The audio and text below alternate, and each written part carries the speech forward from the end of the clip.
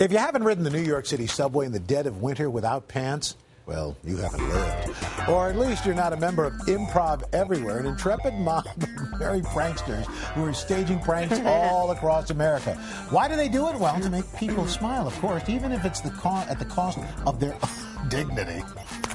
Charlie Todd is the founder of Improv Everywhere. He's got a new how-to book called Causing a Scene, Extraordinary Pranks in Ordinary Places. He joins us this morning. Charlie, how are you? I'm doing great. So, can I assume that you were the kid that was making all the prank calls when you were in 3rd and 4th grade? Is that the inspiration behind this? Did it start at a young age? It did start at a young age. My parents definitely taught me how to celebrate April Fool's Day at a pretty young age, and I played pranks in high school and college, but it was when I moved to New York City after college that I decided to go pro and get serious about it. Can you make a good living doing this?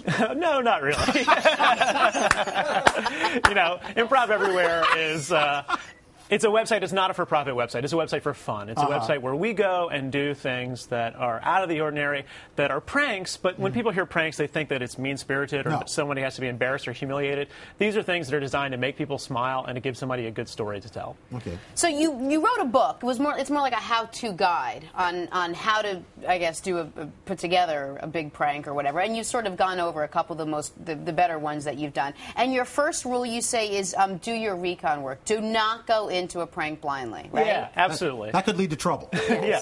So the new book is called Causing a Scene, and it has the behind-the-scenes stories of all of the pranks that we've done over the last 8 years. What you're looking at here is a prank we did called High Five Escalator. This is here in New York City at 59th Street, where you have to transfer from the E train to the 6 train. Busy. Yeah, very busy, especially in the morning. I put up actors with these signs saying, Rob wants to give you a high five. At the top of the escalator, there's Rob. That's my friend Rob Lathan, and he gave 2,000 high fives in 45 minutes. He needed a lot of hand lotion after that. He washed his hands before and afterwards. Matt could never do that. Matt would never do that. So the idea is to take a boring, depressing place like the subway at 8:30 in the morning where you're having to transfer with a herd of people and try to get people to laugh and smile and do something hilarious. Now, your next tip is on handling interrogation. Everybody should get their story straight. Absolutely. Now, I do pranks sometimes that have hundreds or even thousands of people. So it's important for everybody to get on the same page.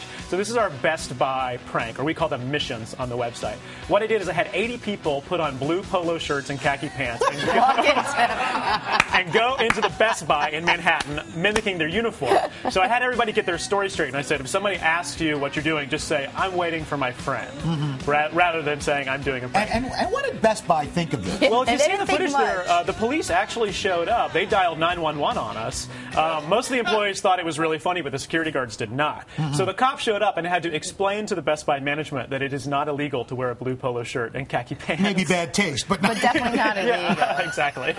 Okay, your next tip is never break character. Yeah, absolutely. Right? Because you want people to remain. You said even when they're miles away from the scene, you don't want them to break character. Even afterwards. Unlike a lot of televised prank shows, we don't have a big reveal moment where we say, we got you, you've been fooled. Instead, we like to disappear and just give people this weird New York experience. What you're seeing now is the human mirror. I had 15 pairs of twins sit across from each other on the subway. You see that woman's reacting. So they dress exactly alike. They're identical twins, and they mimicked each other 100%. So for everybody that got onto this 6 train in Manhattan, they thought they were seeing a human mirror. And it was important for the twins. If they were asked, what are you doing? They were just supposed to respond like, I don't know what you're talking about. I don't see the mirror. Oh, that's great. And the last bit of advice is something that we actually should pay attention to on this show, is don't be a total jerk. Absolutely. Yeah, as I said before, Improv Everywhere is about doing things that are positive, that are about just giving somebody a unique experience and a great story to tell. You're seeing footage now of Frozen Grand Central, which is probably our most well-known video on YouTube. What we did is we had 200 people freeze in place at the exact same moment in Grand Central Terminal here in New York.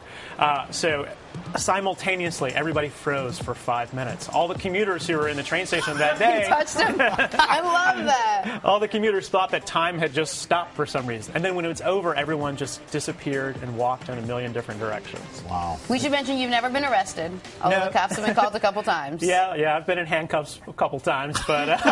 but what about the pranks? Yeah.